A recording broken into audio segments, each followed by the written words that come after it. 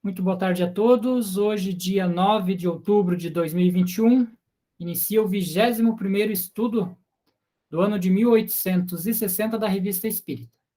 Este estudo é promovido pela Sociedade Espírita Obreiros do Senhor, e os demais estudos do ano de 1858 e 1859 pode ser acessado através do nosso canal do YouTube, que se consegue acessar facilmente adentrando em nosso site www.obreirosdosenhor.org.br, e lá em nosso canal também irá encontrar todos os outros estudos da casa, palestras, Evangelho no Lar. Então é um canal muito rico aí com assuntos da doutrina espírita.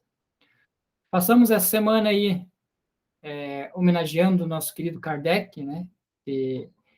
De aniversário de nascimento, e acho que é a melhor forma de nós homenagear esse grande codificador e da doutrina espírita é mantendo sempre os estudos na ativa, né, sempre levando cada vez mais essa informação para aqueles que nos assistem, que acompanham conosco, e ainda mais um material como a Revista Espírita, que eu brinco que era o blog de Kardec, né? Era onde ele fazia ali o seu diário, tudo aquilo, muito daquilo que ele fez na revista foi para a codificação, mas muito ficou só na revista.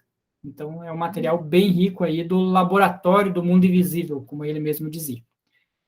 Então, nós vamos dar continuidade ao estudo que nós estávamos fazendo da semana passada e retrasada, que eram de estados espontâneos, e hoje nós vamos tratar sobre o tema o sobrenatural.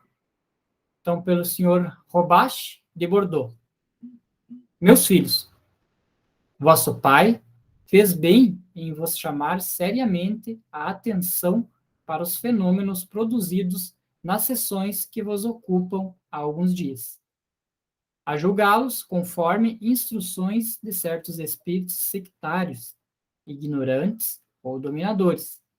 Esses efeitos são sobrenaturais. Não creiais nisso, meus filhos. Nada do que acontece é sobrenatural. Se assim fosse, diz o bom senso, que só aconteceria fora da natureza, e então não o veríeis.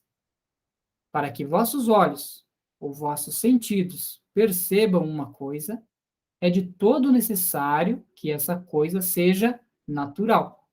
Olha que interessante, né? Já a analogia que ele faz. Se você tem um membro, um órgão, que ele é físico, né? O olho, o ouvido, o cheiro, e você está vendo, ouvindo, cheirando, então ele não é algo sobrenatural, é algo natural. Com um pouco de reflexão, não há um espírito sério que consinta em crer em coisas sobrenaturais. Com isso, não quero dizer que não haja coisas assim, pareçam a vossa que não haja coisas que assim pareçam a vossa inteligência. Mas a única razão para isso é que não as compreendeis. Eu acho que esse é um dos grandes pontos, né, Pereira e Sônia, essa questão de achar que a gente nota isso, né, que quando começa a conversar com alguém sobre espíritos e comunicação, a pessoa, eu tenho medo e tal. Eu falei, mas não é para ter medo, é uma coisa natural, é uma coisa normal que se acontece, não é? Léo, isso é a mesma, fazendo analogia, quando se fala dos milagres, né? Quando, por exemplo, acontece alguma coisa, fala, isso é um milagre. Mas nós temos que entender a palavra, o que é milagre, né? Milagre também cai nessa linha de um fenômeno natural que nós não conhecemos das curas. Então, quando ele está falando dessas percepções, né, que a pessoa percebe, nós temos que entender o que nós estamos querendo dizer como sobrenatural, porque nós temos sobrenatural com uma coisa que não tem explicação. Nós não conhecemos a explicação, não sabemos ainda o que ele fala. Né? Mas se nós estamos vendo pelos nossos órgãos, é uma coisa natural, que faz parte do nosso cotidiano do dia a dia, né? Então Sim, até as questões físicas são assim, você vê.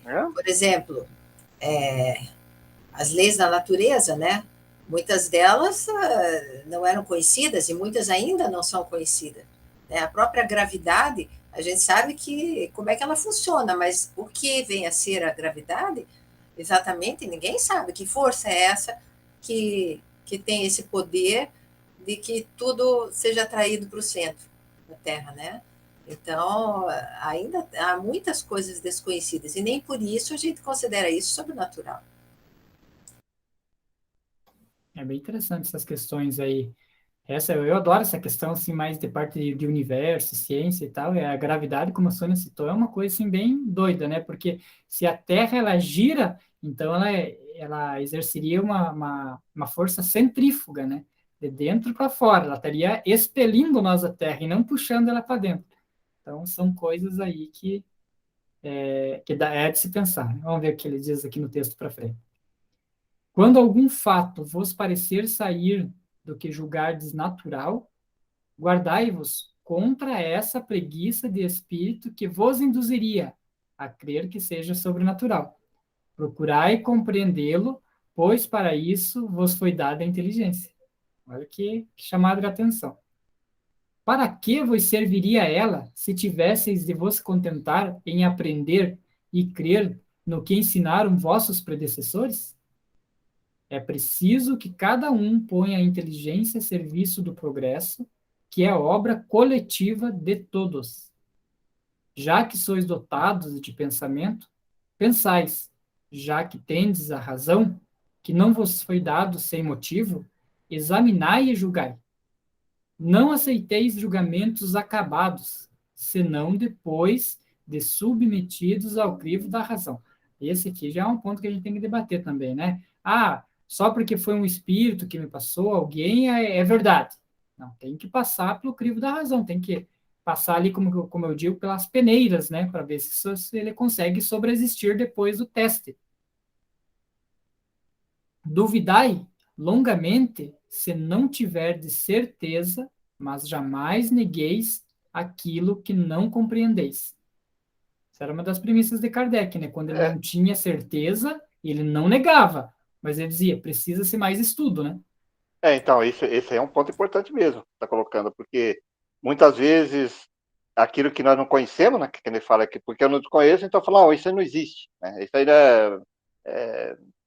mesmo que os fatos estão tudo ali, ele coloca bem claro, por preguiça, por falta de querer usar a inteligência, de fazer pesquisas, a gente já nega ou diz qualquer outra coisa, fala, isso aí é qualquer tipo de coisa, mas não quer investigar, como ele fala, né? Não quer. Nós temos que entender, poxa, isso é um fenômeno natural, se está acontecendo, tem uma causa, tem uma explicação. Então vamos pesquisar. Eu desconheço? Eu ainda desconheço. Mas um dia, como a Sônia falou, você mesmo comentou aí também da gravidade, nós não conhecemos totalmente como é que funciona isso. Né? Hoje se fala tanto dessas galáxias, como é que funciona tudo isso interligado.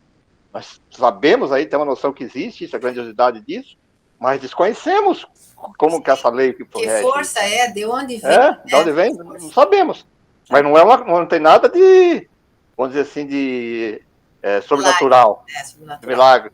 E você vê que pessoas, mesmo ligadas à ciência, quando chegam nesse ponto, elas esbarram, né? Tem até, classicamente, se conta, né, na história do espiritismo, se não me engano, foi Charles Richer, né, que era daqueles que era chamado para participar dos fenômenos medianímicos, né, que eles faziam com as médios de efeito físico e tal, né, e que houve a materialização de um espírito que tinha sido filho dele, naquela vida mesmo, né, tinha desencarnado assim, adolescente, e ele veio, sentou no colo do Charles Richer, conversou com ele, deu um beijo e tal, e ele, nossa, ficou todo embasbacado, né, assim. Então todo mundo achou que ele ia, né, então achar que realmente agora ficou convencido, né. Mas depois que foi para casa, no outro dia, ele falou, não, eu fui vítima de uma alucinação. E pronto, não quis aceitar e acabou-se. É que como o Pereira comentou, às vezes, né, e o Lelo também falou, às vezes a pessoa não quer acreditar naquilo e por mais que ela vivencie, ela não acredita. Então, coloca, foi uma alucinação, porque aí joga tudo num balaio que, na verdade, não quer dizer nada, né? Essa alucinação, o que vencer a alucinação? E até o Kardec comenta isso, né? O que é alucinação, afinal, né? Muitas coisas são taxadas de alucinação e, na verdade, são percepções do plano espiritual, de outras energias que a maioria das pessoas não percebe. né? Eu acho que falta um pouquinho, às vezes, até de humildade, né? Que a pessoa, para não querer baixar um pouquinho, para dizer que no teu conhecer, que talvez a pessoa seja um especialista na coisa, quando ele percebe alguma coisa assim, para não baixar, ele fala assim, não, isso aí não existe e tal, inventa toda outra história, porque não tem sentido mesmo. Isso que a senhora falou é muito comum hoje a gente ver, somente quando se cai em questão contra os dogmas religiosos, né? Esse é o pior ainda, porque se fugiu aquele dogma lá que estava escrito na igreja do outro lado, a pessoa, não, isso aí, quer dizer, descarta totalmente a coisa. Em vez de ter aquela humildade de dizer, puxa, o Kardec fazia isso, né? Puxa, aí está aí um fenômeno que eu desconheço. Precisamos estudar isso. Então houve época em que isso esbarrava nas pessoas de outras crenças. Hoje em dia eu percebo que esbarra muito mais nesses que se dizem cientistas, né? Especialistas e outros istas mais, né? Então a pessoa tem aquele orgulho de fazer parte da ciência, em que tudo se comprova e tal. E aí passou a ser uma coisa assim que, na verdade, perdeu o valor já, né? Você falar que uma coisa é da ciência, hoje em dia já não vale mais, porque as pessoas já fizeram com que a ciência fizesse papel ridículo, né, de muitas coisas, porque está ali, você está percebendo que aquilo existe, o que é de uma certa forma, e as pessoas não querem aceitar e jogam nas costas da ciência, né? E na verdade não é isso. A ciência é sempre muito cuidadosa, né? A verdadeira ciência, ela observa e tira as conclusões dos fatos, né? Não é assim, não tem dogmas, né? E a ciência que colocou na época antiga, você vê que todas as épocas, que colocou que a Terra era o centro do universo, né? Aí foi assim, não, isso aí é. Aí depois, porque não, era cientistas, e alguns batiam contra, mas é por causa da igreja, não, mas a evidência. E hoje cai de novo, até que a Terra é plana. Tem alguns que começam aí com um certo grau de coisa, começam a colocar e cria toda essa confusão. Né? É complicado realmente isso. E é aqueles que realmente estão no, vamos dizer assim, por cima, né, no topo dos conhecimentos que se julgam, né, se colocam aí de toda essa mídia que existe aí, você acha que ele vai admitir alguma coisa que ele não conhece? Ele vai falar assim, isso aí não existe, isso aí que nem você falou, tá vendo tudo foda? Não, isso aí é alucinação, é qualquer outra coisa, não quer ter essa humildade de dizer, olha, isso aí ainda não conhecemos, né, não sabemos ainda o que rege isso, mas é um fenômeno natural, porque todo mundo tá vendo, mas não admite, né, como você falou o caso lá do cara vê tudo, percebe tudo lá e não admite. Hoje nós vimos isso. Quase constantemente a gente fala as coisas são bem claras e a pessoa parece que não aceita. Não aceita os fatos. Eu acho que o texto aí fala, né? O racional, né? Tem que racionalizar as coisas. Fala, puxa, tem que existir uma explicação. Eu apenas não conheço, não sei qual que é essa explicação. Eu acho que o maior problema é tentar explicar coisas do plano espiritual baseado na ciência física e material, né? Não tem como você explicar, por isso que Kardec chamava, né, o espiritismo de uma ciência, né? Porque para novas coisas que nunca foram estudadas, você precisa de uma nova ciência. Como que eu vou estudar a partir da física? Não tem como estudar. Então vamos dar continuidade aqui no texto. Já é um texto bom aí para a gente já debater bastante. Quando algum fato vos parecer sair do que julgardes natural, guardai-vos contra essa preguiça de espírito que vos induziria a crer. Aqui eu já li, ele terminou lá no finalzinho. É que ele manda: examinai, examinai.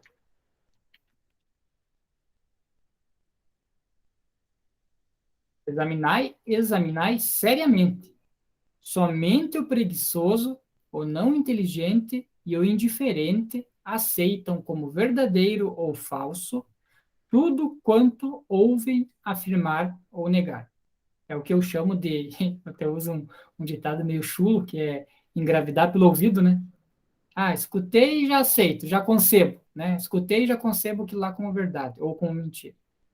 Enfim, meus filhos, envidai todos os esforços para vos tornardes sérios e úteis, de modo a bem cumprirdes a missão que vos está confiada. Nunca é demasiado cedo para vos ocupardes do bem e do que é bom. Começai, pois, cedo a vos ocupardes de coisas sérias. o tempo das futilidades é sempre muito longo. É inútil para vosso progresso, que não deveis perder de vista um só instante. As coisas da terra nada são, servem apenas a vossa passagem para outro estado, que será tanto mais perfeito quanto melhor preparados estiverdes. Vossa avó. Você vê que texto interessante, né? E com esse texto a gente finaliza aí mais um mês de abril, né, da Revista Espírita. Então vamos entrar agora no mês de maio, como era costume de Kardec, ele trazia o boletim, né, de estudos, né, que seria uma ata aí dos todos os estudos que houveram no mês. Já notamos, lendo essas atas, que algumas dos textos Kardec acabou não colocando na revista, porque a gente vê trechinho na ata e não está na revista, mas muitos ali ele cita, relembra e até traz, às vezes, uma pincelada a mais. Também interessante a gente fazer a leitura desse boletim. Você poderia ler para nós, Sônia? Boletim da Sociedade Parisiense de Estudos Espíritas, maio de 1860. Então, sexta-feira, 30 de março de 1860, sessão particular. Assuntos administrativos. O senhor Ledoyen, tesoureiro, apresenta o balanço da situação financeira da sociedade no segundo semestre do ano social, encerrado a 30 de março de 1860. O balanço é aprovado. Comunicações diversas. Primeira, o senhor Chiard de Lyon homenageia a sociedade com 2 brochuras, contendo uma, a Ode Sacra, sobre a imortalidade da alma, e a outra, uma sátira sobre as sociedades em comandita. A sociedade agradece ao autor e, embora uma dessas 2 brochuras seja estranha aos objetivos de seus trabalhos, ambas integrarão o acervo de sua biblioteca. Aqui, mais uma vez, né, a gente vê que qualquer coisa Kardec colocava na biblioteca, né, que alguém tivesse mandado, porque alguma coisa tinha de vínculo, né, e ele não descartava nada, né, mesmo que não tivesse nada de espiritismo ali, né, servia para o estudo, né, para comparação, e, enfim, algum objetivo sempre acabava tendo, né, um fim útil, né. Agora pense o trabalho que dava para fazer essa curadoria, né? De saber se um era espírito, se não era espírito, se poderia ir ou não, né? Ele tinha que ler tudo, né? E ele lia, né? Nós temos preguiça de ler, né? Mas esse pessoal, antigamente, o pessoal lia muito mais, né? Então, segunda, leitura de 3 cartas do senhor Moreri sobre as curas operadas pela senhorita Godi, médium curadora, que foi morar na casa dele e colocou-se sob o seu patrocínio. Como homem de ciência, o senhor Moreri observa os efeitos do tratamento praticado por essa senhorita nos diversos doentes dos quais ela cuida. Ele procede a anotações exatas, como o faria numa sala de clínica, e até chegou a constatar, em curto espaço de tempo, resultados deveras prodigiosos. Acrescenta o senhor presidente, que no caso é o Kardec, né, que a sociedade tem duplo motivo para interessar-se pela senhorita Godi. Além da simpatia que naturalmente excitam os exemplos de caridade e desinteresse, tão caros em nossos dias, do ponto de vista espírita, essa jovem lhe oferece preciosa matéria de estudo, por desfrutar de uma faculdade, de certo modo, excepcional. Quem não se interessaria por um médium de feitos físicos, capaz de produzir fenômenos extraordinários? Quem poderia ver com indiferença aquele cujas faculdades são proveitosas à humanidade, revelando-nos, além disso, uma nova força da natureza? Então, isso até a gente já leu, né, sobre a senhorita Godi, né?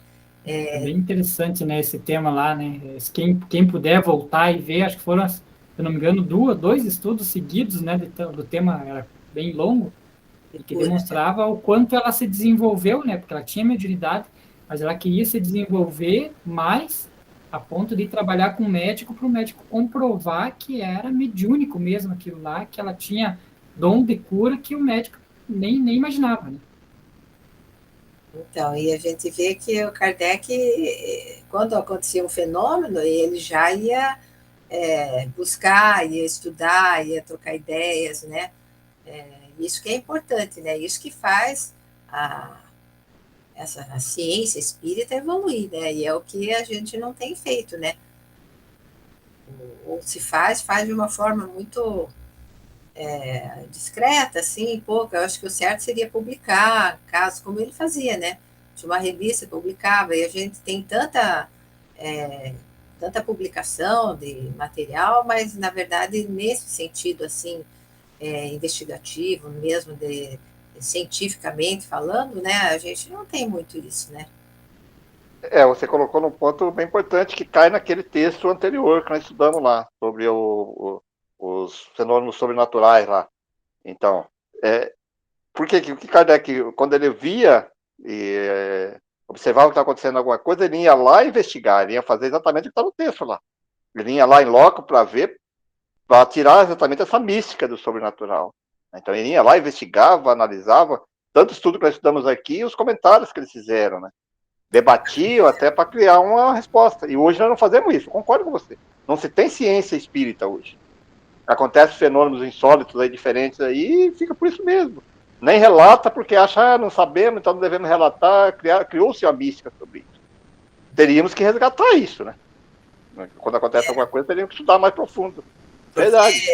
O que acontece é que as pessoas dizem, quem sou eu para ficar pesquisando, mas se não foram os espíritas que fizerem isso, quem vai fazer?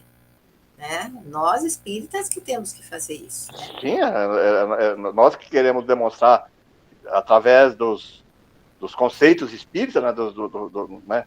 Então é nós que teríamos que investigar mesmo. Poderíamos fazer, que nem ela fez lá, trabalhar em conjunto com médicos, com outras pessoas. Sim, perfeito, mas é nós que teríamos que estar, vamos dizer assim, na frente disso, né? Catalogando, analisando, debatendo, né? Buscando explicações. Né? Realmente tem se perdido bastante sobre isso. Primeiro, aqui no Brasil, eu não vejo hoje, não sei se tem alguém que faz algumas coisas desse tipo assim. Eu não tenho tido notícia, né? Salvo nós, alguns do magnetismo aí que faz algumas coisas ligadas ao magnetismo, mas ao espiritismo mesmo, propriamente dito, os fenômenos, não sei. Quantos médios tem, quantos casos, né, aparecem. Tem assim, tem o doutor Felipe de Oliveira, né? Mas ele também... Ele não é bem ligado ao movimento espírita, propriamente dito, assim. Ele está lá, mas é meio... não é ligado a nenhuma... Federativa, né? Federativo, mas ele faz lá as pesquisas dele assim, sobre mediunidade e tal, mas é uma coisa pontual, é só ele lá e a maioria das pessoas não... alguma coisa a AME de São Paulo faz lá, mas não é assim no estilo que o Kardec fazia, descrever todo o caso, né? Botar lá a senhorita A, a senhorita X, né? E falar, porque você não tem que colocar o nome da pessoa e expor, não há necessidade, né? Então, esses cuidados todos o Kardec já tomava e a gente sabe que tem que tomar, mas isso não impede que a gente publique, né? Assim, pelo menos dentro do movimento espírita, eu acho que seria importante isso, né? Tantos casos que a gente vê, pessoas que chegam em certas situações, depois vão melhorando, né? Com todas as possibilidades que a gente tem de ajuda, e vão adequando a sua mediunidade, né? Então, são coisas que poderiam ficar melhor registradas, né? Nesse aspecto. Será, Sônia Pereira, que não é porque talvez a gente se acomodou e achou que toda a codificação, tudo que já foi inventado, já está tudo explicado, não precisa explicar mais nada? Sim. E aí, claro que se aparece algum detalhe diferente, a gente não vai nem perceber, porque você não está anotando, não está trocando ideia, nem discutindo, né? Quem estudava um pouquinho é Hernani Guimarães, aquele outro que fez lá, que fazia aquele dos... Esse é o nome daquele que faleceu também, com quase 100 anos, o Jorge André. Jorge Andréas. Tem algumas pessoas que estudavam, né? O Hermínio fez algumas coisas, que ele anotou algumas coisas, comparou a questão da mediunidade, que ele fala da Regina, que ele colocou o pseudônimo de Regina, que ele estudou, que ele mostrou. Mas são poucos, como você falou, é bem pontuais. Esses, inclusive, nem estão por aí mais, né? Jorge Andréa, Hernani Guimarães. Mas eles, inclusive, também não eram muito ligados ao movimento espírita. Não, não. Federativo, não. Federativo, não. É verdade, é verdade. Porque, justamente, não é muito aceito isso, né? Então, eles tinham que fazer meio à parte, assim. Bom, vamos continuar, então. Terceira. Carta do senhor Conde DR, membro titular, que partiu para o Brasil, olha só, e que agora se acha retido no porto de Cherbourg em razão do mau tempo. Ele pede à sociedade que o evoque na presente sessão, se possível. O senhor T observa que essa mesma pessoa já foi evocada 2 vezes, parecendo-lhe supérflua uma terceira evocação. O senhor Allan Kardec responde que, sendo o estudo o objetivo da sociedade, a mesma pessoa pode oferecer observações úteis numa terceira vez. Olha aí, o Kardec. Tão bem quanto fez na segunda ou na primeira. Então, você vê que já tinha essa divisão de ideias, né? Alguns dizem, mas para quê? Nós já vimos 2 vezes. Mas o Kardec, não, mas se houve utilidade na primeira e na segunda, também pode haver na terceira, né? A experiência, aliás, prova que o espírito é tanto mais lúcido e explícito quanto mais frequentemente se comunica, e, de certo modo, se identifica com o médium que lhe serve de instrumento. Não se trata aqui da satisfação a um capricho ou da vã curiosidade. Em suas evocações, a sociedade não procura consentimento nem divertimento. Ela quer instruir-se. Ora, encontrando-se o senhor DR numa situação completamente diferente daquela em que foi evocado, podem ensejar novas observações. Consultado sobre a oportunidade de tal evocação, São Luís responde que ela não poderia ocorrer naquele momento. Talvez porque algum motivo do próprio encarnado lá, que fez o pedido, né? Não sei, também não... Aqui não traz maiores explicações, deixa a gente curiosa, né, para saber. E interessante que o apaziguador dos conflitos ali era São Luís, né? Na hora que dava um conflito, chama São Luís. Quem dera a gente tivesse um mentor que você também fizesse suas apaziguações, né? Pois é. Enfim, daí não sei se depois foi feito ou não, né? Temos que tentar lembrar para ver se mais para frente é feita essa evocação, né? Do caso desse senhor que estava no Brasil, eu me lembro, estava na Amazônia ali, estava fazendo os estudos. Eu lembro que a gente estudou isso para trás, né? Tá. Estudos. Primeiro, são obtidos 2 ditados espontâneos, um de São Luís, pela senhorita Rie, e outro de Chalais, pelo senhor Didier Filho. Segundo, perguntas diversas dirigidas a São Luís sobre o espírito que se comunicou espontaneamente na última sessão sob o nome de Beng, por intermédio da senhorita Boyer, e que revelou a intenção de semear a perturbação e a discórdia, e de ter interferido em diversas comunicações. Das respostas obtidas, resulta um ensinamento interessante sobre o modo de ação dos espíritos uns sobre os outros. Terceiro, o senhor R. propõe a evocação de um de seus amigos, desaparecido desde 1848, e do qual não se teve mais notícias. Considerando-se o avanço das horas, tal evocação foi adiada para a próxima sessão.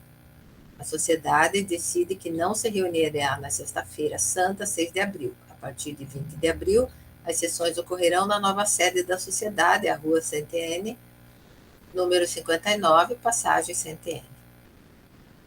Sexta-feira, 13 de abril, sessão particular. Assuntos administrativos. Nomeação de 4 novos membros como associados livres. A sociedade confirma o título de membro honorário a 5 membros precedentemente escolhidos. Comunicações diversas. A senhora Desian, membro da sociedade, tendo feito uma viagem a Dieppe, dirigiu-se até Grandes Ventes, onde ouviu do próprio padeiro Goubert a confirmação de todos os fatos relatados no número do mês de março e com muito mais detalhes. Pelo exame dos lugares, pôde constatar, sobretudo para certos fatos, que a fraude era impossível. Parece resultar das informações obtidas que esses fenômenos tiveram como causa a presença de um rapaz que desde algum tempo estava a serviço do padeiro, responsável igualmente por fatos semelhantes ocorridos em outras casas, porque eram fenômenos físicos. Lembra que o pão ia, né, era jogada a massa do pão e tal, né? Sendo os fenômenos independentes de sua vontade, pode-se classificá-lo na categoria dos médiuns naturais ou involuntários de efeitos físicos. Desde que deixou a casa do Sr. Goubert, nada se repetiu. Então era ele mesmo, né? Médium de efeito físico e involuntário. Estudos. Primeiro, ditados espontâneos obtidos por 3 médiuns. Segundo, evocação do Dr. Vogel, viajante no interior da África, onde morreu assassinado. A evocação não deu os resultados esperados. O espírito declara estar sofrendo e reclama preces para ajudá-lo a sair da perturbação em que ainda se encontra. Diz que mais tarde poderá ser mais explícito. Propõe o Sr. Allan Kardec, como assunto de estudo, o exame aprofundado e detalhado de certos ditados espontâneos, ou outros que poderiam ser analisados e comentados como se faz com as críticas literárias. Tal gênero de estudo teria dupla vantagem de exercitar a apreciação do valor das comunicações espíritas e, em segundo lugar, como consequência dessa apreciação, desencorajar os espíritos enganadores que, vendo suas palavras censuradas, controladas pela razão e finalmente repelidas, desde que tivessem um cunho suspeito, acabariam por compreender que perdem tempo. Quanto aos espíritos sérios, poderiam ser chamados para dar explicações e desenvolvimentos sobre os pontos de suas comunicações que necessitassem de elucidação. A sociedade aprova a referida proposta. Isso também é um outro ponto que até houve época que a gente tentou fazer, recolher mensagens psicografadas, né, para fazer análise, só que acaba que ninguém se dispõe muito a fazer ou trocar ideias, né? A gente tinha até pensado, feito na época, assim, que, digamos, 3 pessoas, né, lessem, trocassem ideia, mas, na verdade, eles liam e diziam, não tem nada de bom aqui, né?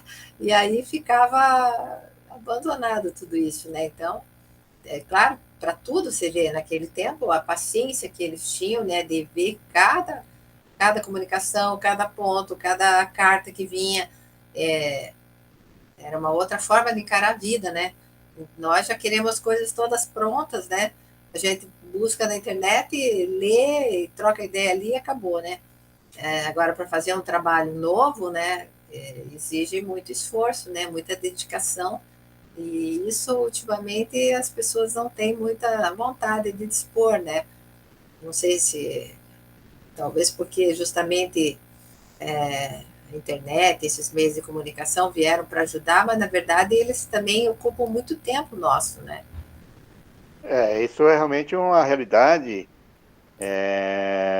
Nós ainda gravamos os áudios, né? Gravamos áudios, realmente, e tem pessoas que nem isso não fazem, né? E às vezes faziam um rascunho, isso às vezes eu também já fiz algumas críticas, às vezes você faz um rascunho, faz alguma coisa e fica lá. Quantos anos, vamos dizer, você falou agora de nós mesmos, assim, que às vezes fala assim que tantas vezes nós tentamos fazer isso aí, juntar, alguém que conseguisse analisar isso para fazer até um comparativo, para ver a evolução dos casos. Não é difícil, porque realmente fica na mão de 2, 3 pessoas e as pessoas têm que trabalhar junto com o fenômeno, estar junto ali, e vai quase várias vezes na semana, e falta realmente pessoas que se interessassem de pegar isso, e que nem o Kardec fez. O Kardec fazia isso. Ele não era médium, não era nada, e aí não era nada, ele não era médium, né? Não tinha essa capacidade de mediúnica, mas ele tinha essa capacidade de pegar os casos de outras pessoas e fazer essa, né? Montar o estudo e debater, né? Realmente, falta mesmo isso, é uma crítica até para nós mesmos, né? A gente fala mesmo assim, né? A gente busca, e às vezes a gente acaba esfriando, né? Às vezes a gente vai tão empolgado, aí começa tantas coisas acontecendo ao mesmo tempo, dentro do próprio movimento espírita, da própria casa, envolve com tantas atividades que deveria ser delegada para outras pessoas, né? E o próprio Kardec mesmo, ali acontece a mesma coisa que eu estou falando, que o Kardec mesmo não queria ser presidente. Lembra? Teve um caso dele que ele falou que ele não queria, não. Ele queria trabalhar lá e tal, ele não queria nem essa parte burocrática. Mas acabou caindo nele, né? Sim, é claro. As pessoas não querem, né? Não querem assumir isso. Então, era melhor ir lá uma vez por semana, ter a reunião com o Kardec, sair e ir embora e sem problema nenhum, né? Assumir uma naquela época, hein? Bem parecido com isso hoje.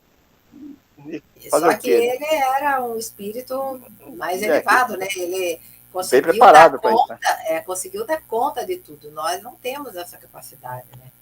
Eu acho que nós não temos, porque hoje, a dificuldade hoje, eu acho que maior, é porque essa questão das mídias, que é muita coisa simultânea que vai sumindo, que nós não deveríamos assumir, né? Vamos dizer assim. Então a gente vai pegando tantas coisas que daria para delegar, mas aí vai indo. As pessoas que também no movimento não querem se envolver, então acabam se envolvendo, e aí vai ficando muito amplo, né? O leque acaba.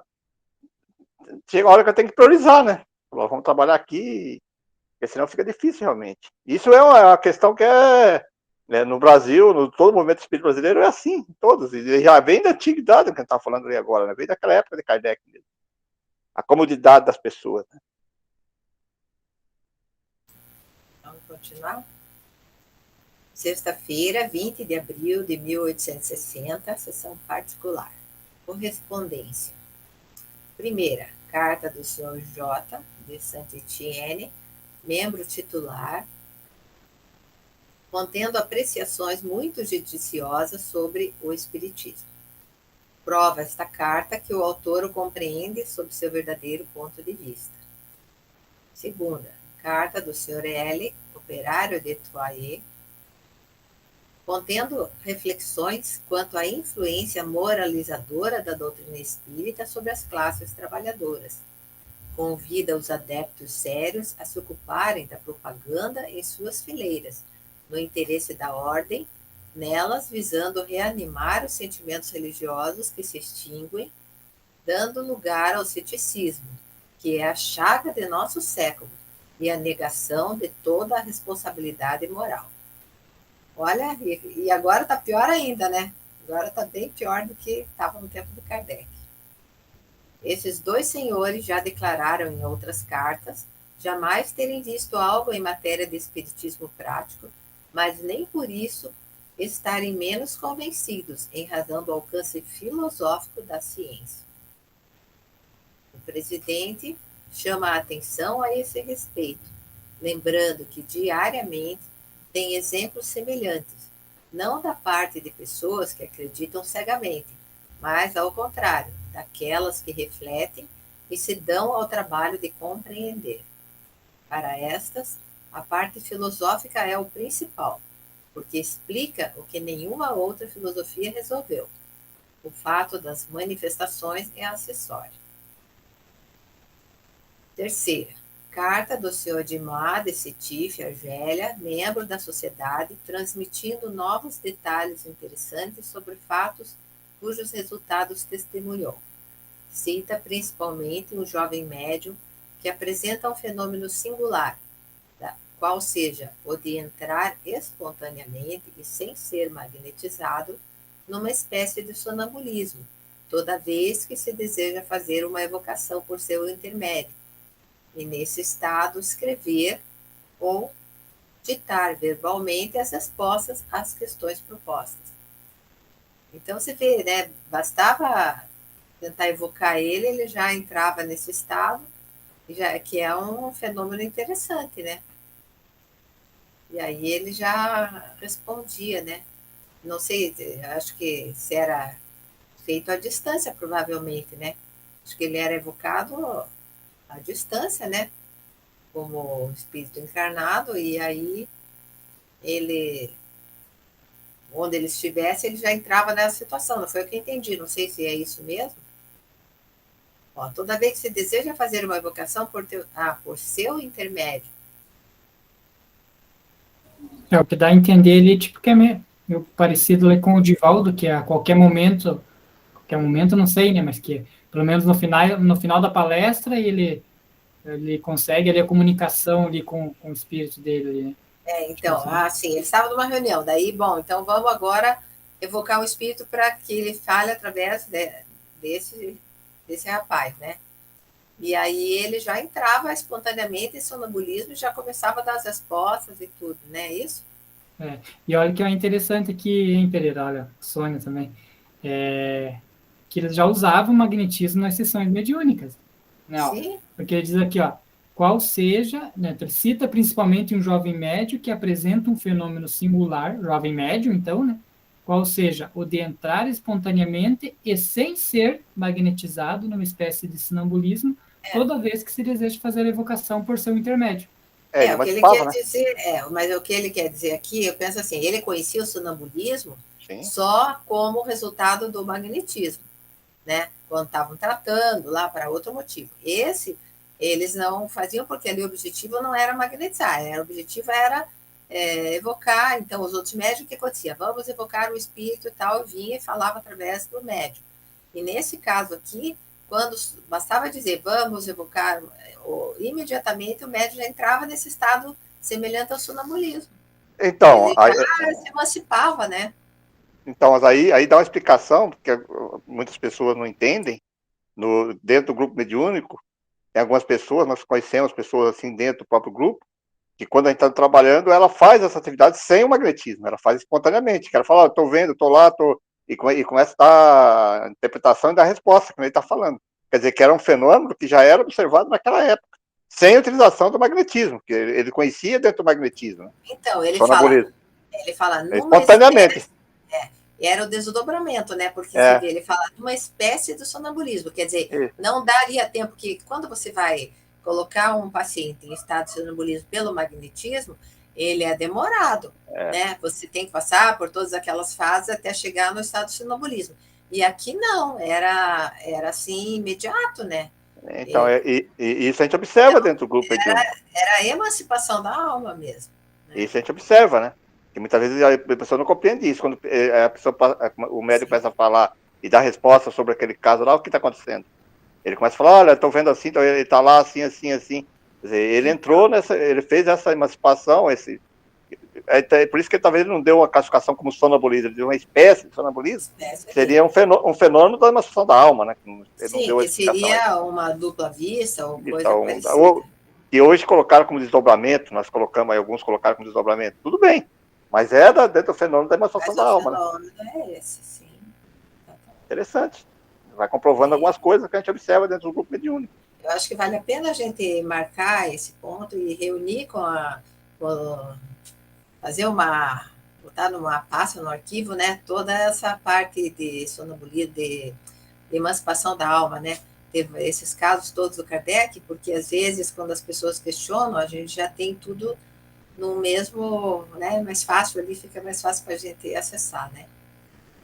Comunicações diversas. Primeira, a senhora R, do Jurá, membro correspondente da sociedade, transmite um fato curioso que lhe é pessoal.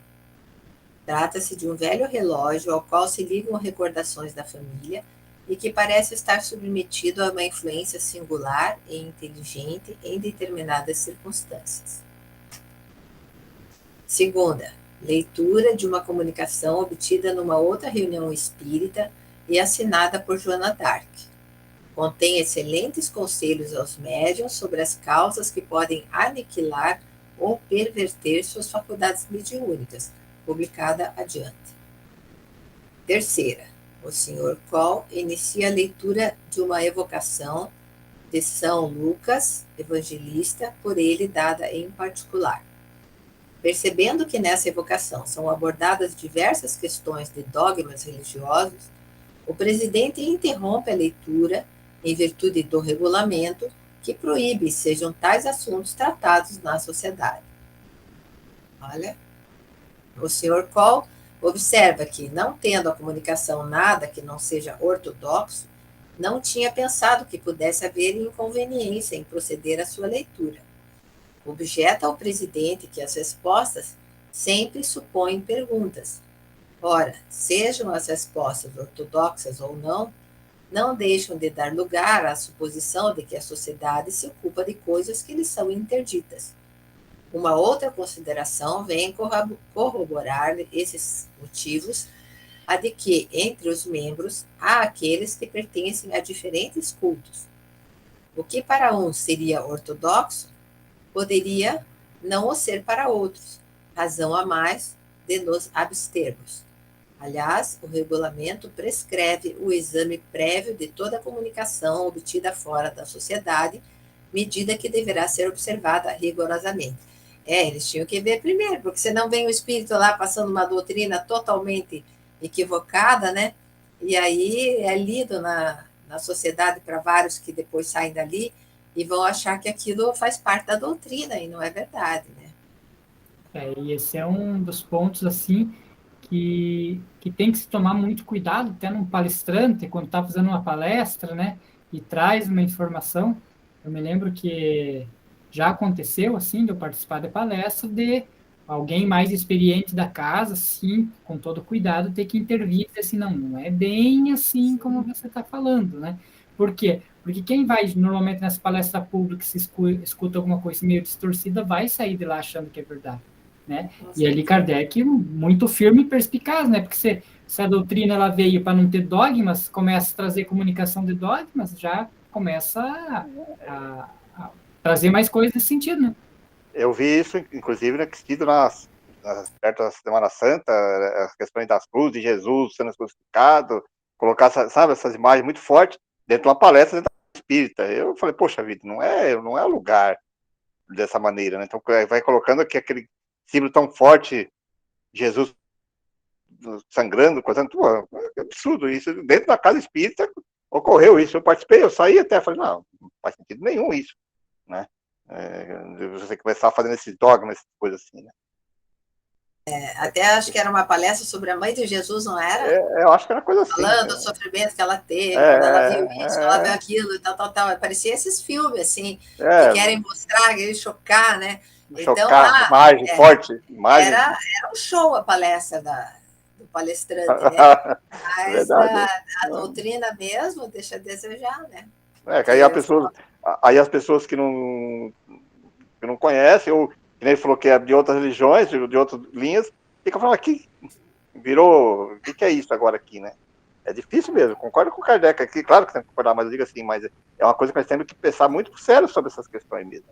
O Lero falou até nós aqui, quando conversamos aqui, às vezes nós temos que tomar cuidado, porque senão às vezes a gente acaba fazendo alguma brincadeirinha sobre alguma determinada religião que não cabe a nós, né? Sim, se a pessoa às vezes assiste só aquele pedaço, aí fica ruim, né? Complicado, né? Estudos. Evocação do Sr. B, amigo do Sr. Royer, desaparecido de casa desde 25 de junho de 1848.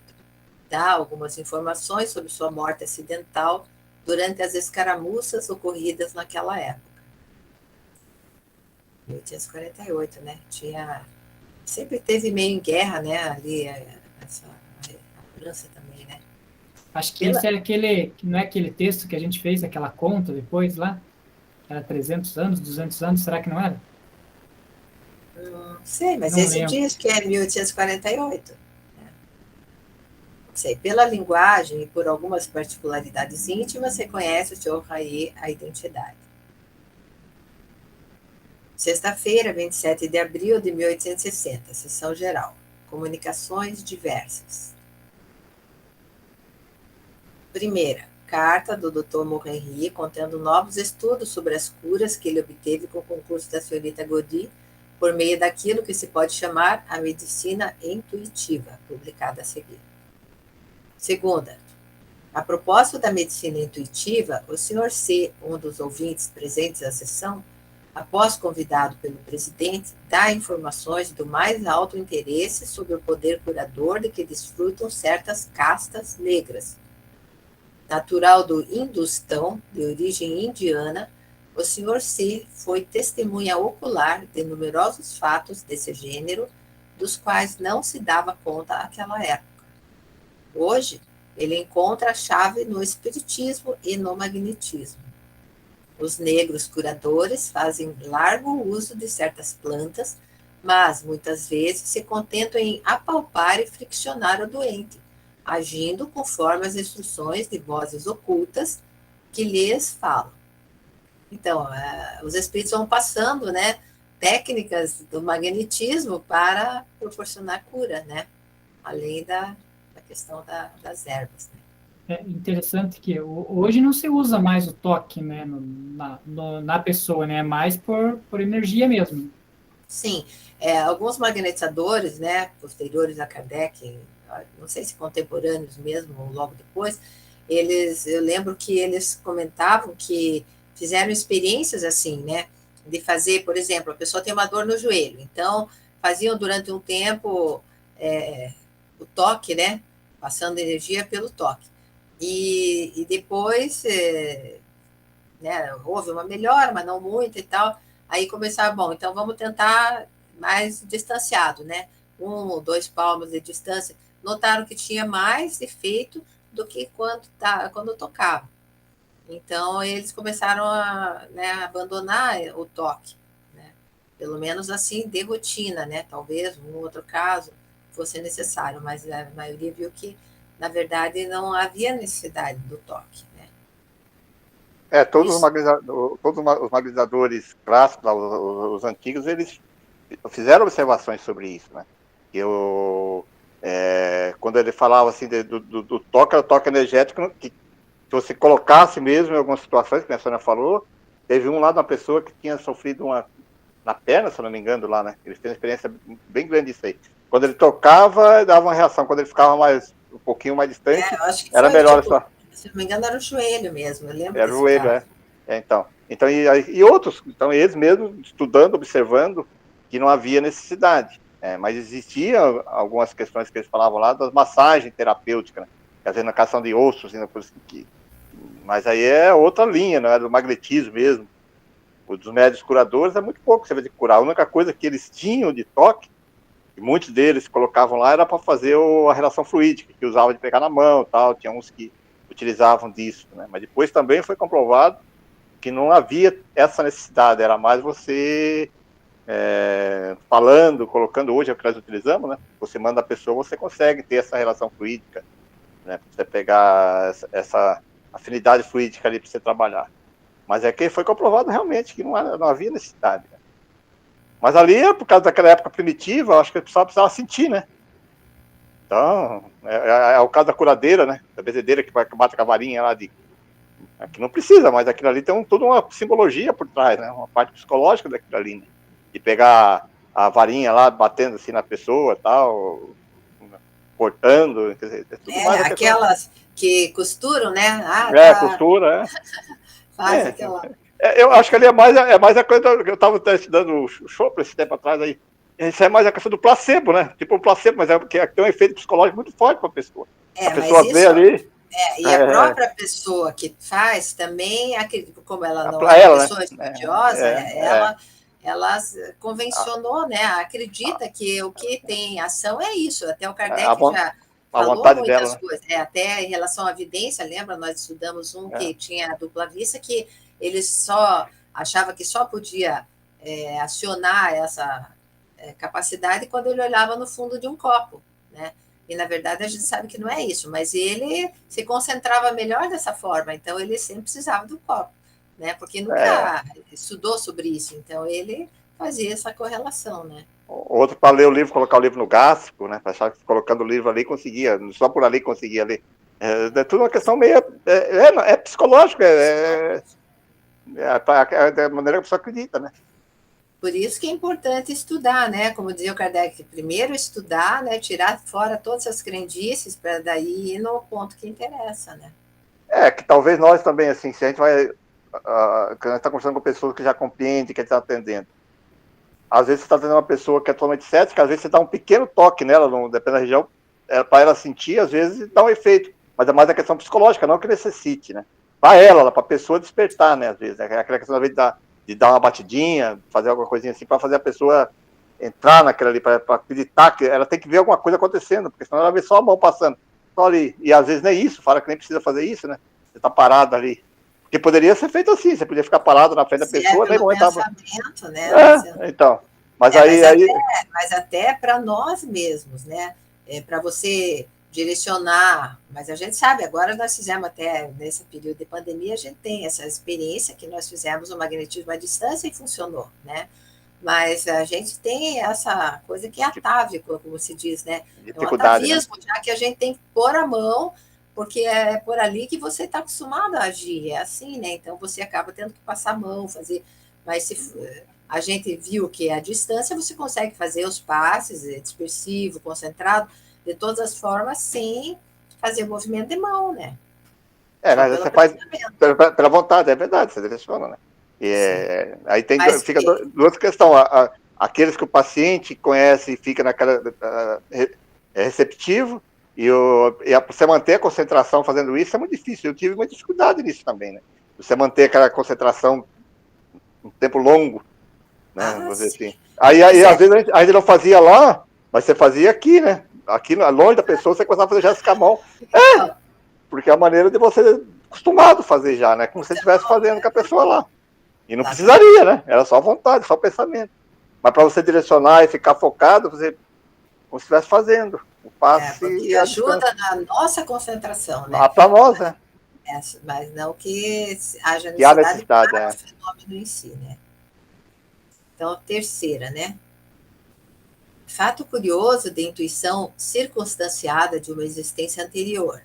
A pessoa em questão, que consigna o fato numa carta a um de seus amigos, o qual a leu, diz que desde sua infância tem uma lembrança precisa de haver perecido durante os massacres de São Bartolomeu, recordando-se até mesmo de detalhes de sua morte, lugares, etc. As circunstâncias não permitem ver nesse pensamento o resultado de uma imaginação exaltada, considerando-se que tal lembrança remonta a uma época na qual não se cogitava absolutamente nem de espíritos, nem de reencarnação. Então, são as lembranças, né? Assim, pelo menos fragmentárias, né, que você tem de outras vidas, né? Quarta, o senhor Jorge G. de Marsella transmite o seguinte fato. Um jovem rapaz morreu há 8 meses e sua família, na qual se encontram 3 irmãs médiums, o evoca quase diariamente, servindo-se de uma cesta. Cada vez que o espírito é chamado, um cãozinho do qual muito gostava pula sobre a mesa e vem cheirar a cesta, dando grunhidos.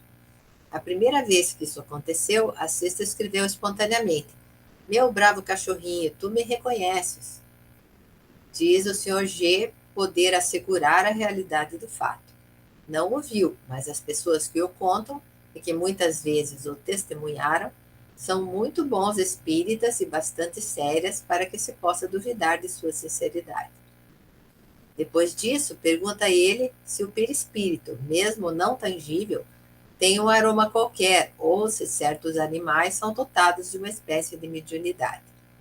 Um estudo especial será feito ulteriormente sobre esse interessante assunto, no qual outros fatos não menos curiosos parecem lançar alguma luz.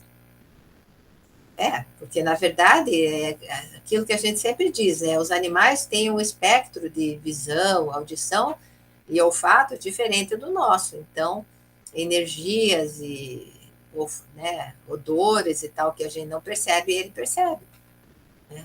Então, não seria, o Kardec, pelo que eu lembro, né, comenta daí nesse estudo futuro ali, que não seria exatamente uma mediunidade, seria uma capacidade física mesmo que ele tem de perceber certas vibrações que nós não temos, né? Quinta, constatação de um espírito mau, trazido a uma reunião particular por um visitante, onde se pode deduzir a influência exercida pela presença de certas pessoas em determinadas circunstâncias. É pena que ele não conta os detalhes, né? Como é que foi que aconteceu. Sexta, leitura de uma evocação particular feita pelo Sr. Allan Kardec de uma das principais convulsionárias de Saint-Médard, falecida em 1830, e em presença de sua própria filha, que pôde constatar a identidade do espírito evocado.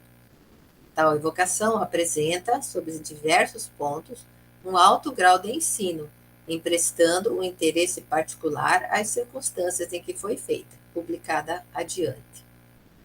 Estudos.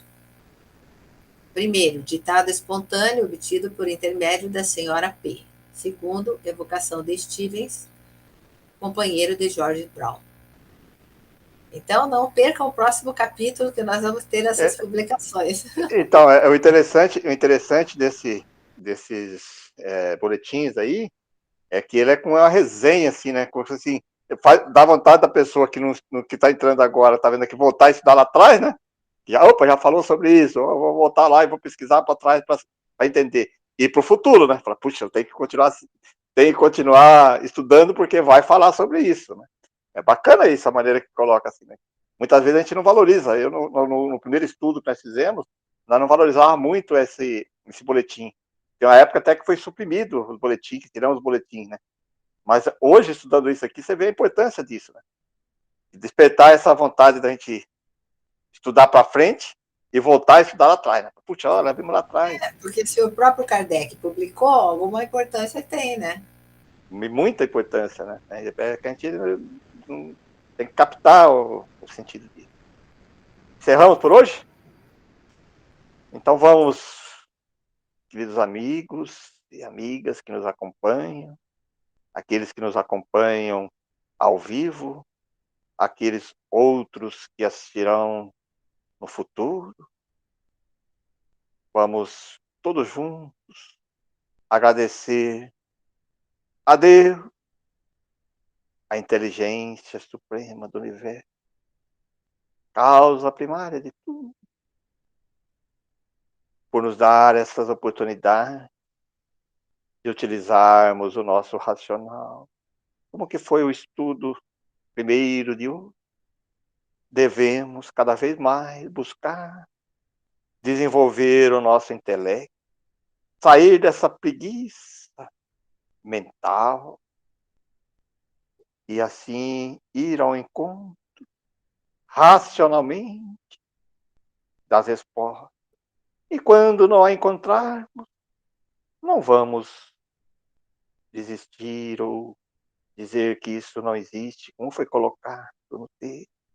Vamos dizer, apenas ainda não compreendemos, mas um dia compreenderemos esses fenômenos que às vezes ocorrem, que nós chamamos de insólitos, outros chamam de sobrenaturais. Ou seja, tudo aquilo que fogem à nossa lógica conhecida. Por isso agradecemos a Deus que nos dá essa capacidade. E Jesus, nosso mestre, nosso guia, que vem nos orientar através do Evangelho, o caminho a ser seguido para encontrarmos as respostas do nosso processo evolutivo. Obrigado, amigos que nos acompanham, amigos espirituais, sejam aqueles que aqui participam conosco, nos orientando, nos guiando, nos ajudando, nos intuindo nas respostas, seja aqueles outros que também aqui chegam para o aprendizado, para também conhecer um pouco mais dessa doutrina tão reveladora. Agradecemos também a todos que nos acompanham, os nossos benfeitores, das nossas casas espíritas, das nossas cotidianos, pelas intuições e pelo amparo que nos concede. Assim, com muita gratidão e amor, confiante na presença de Deus em tudo, todas as nossas atividades, porque Ele está sempre presente através das suas leis, que são soberanamente justas e boas e adequadas para o nosso processo evolutivo. Obrigado mais uma vez, Deus. Obrigado, Jesus. Obrigado. obrigado, amigos espirituais. E que possamos estar aqui reunidos na próxima semana para mais um estudo da Revista Espírita.